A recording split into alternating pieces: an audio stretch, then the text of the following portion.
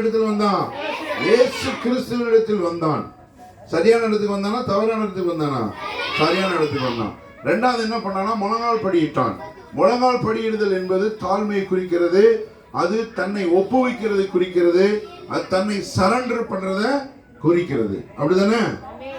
ரெண்டாவது விஷயம். மூணாவது விஷயம் என்ன பண்ணான்னா, அவரிடத்தில் வேண்டிக் கொண்டான். நம்ம ஆண்டவரிடத்தில் வேண்டிக் கொள்ளும் பொழுது ஆண்டவர் நம்முடைய ஜெபங்களை கேட்டு நம்முடைய விண்ணப்பத்திற்கு ஆண்டவர் பதில் தருகிறார். அவன் வேண்டிக் கொண்டதின்படி அவனுக்கு சுகம் கிடைச்சதா கிடைக்கலையா? கிடைத்தது. குஷ்டரோகம் வியாதி உள்ளவனாக வந்தான். ஆனா போகும்போது எப்படி போனான்? சுத்தமானவனாக போனான். எப்படி போனா? சுத்தமானவனாக அவன் கடந்து போனான். நல்ல கவனிங்க. முதல்ல வரும்போது எப்படி வந்தான்? வியாதி உள்ளவனாக வந்தான். ஆனால் இயேசுவை விட்டு திரும்பி போகும்போது அந்த மைக்கை யார் ஆன் பண்றது? அங்க இருக்கா?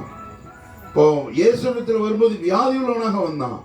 ஆனால் இயேசுவை விட்டு கடந்து போகும்போது அவன் சுகமுள்ளவனாக கடந்து சென்றான். சரியா? இது மூணு விஷயம் உங்களுக்கு சொல்லி கொடுத்தேன். அப்ப முதல்ல நம்ம யாருக்கிட்ட வரணும்? வாழ்க்கையில என்ன பிரச்சனையாக இருந்தாலும் இயேசு கிறிஸ்துவினிடத்தில் வர வேண்டும்.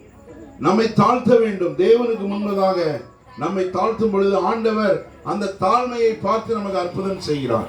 வேண்டிக் கொள்ளுகிறான். நம்ம அமைதியா இருக்க கூடாது, வேண்டிக் கொள்ள வேண்டும். சரியா? என்ன செய்ய வேண்டும்? வேண்டிக் கொள்ள வேண்டும். அப்பொழுது ஆண்டவர் சுகத்தை நமக்கு ஆண்டவர் நன்மைகளை செய்வார். இன்னைக்கு உங்களுக்கு என்ன சொல்ல போறேன்னா, கல்யாண வீடு. இன்னைக்கு என்ன பண்ணுவோம்னா கல்யாண வீடு. சொல்லுங்க, என்ன வீடு? கல்யாண வீடு. ஆமா, இன்னைக்கு என்ன நடக்குது? எல்லா பக்கமும் கல்யாண வீடு. எங்க பார்த்த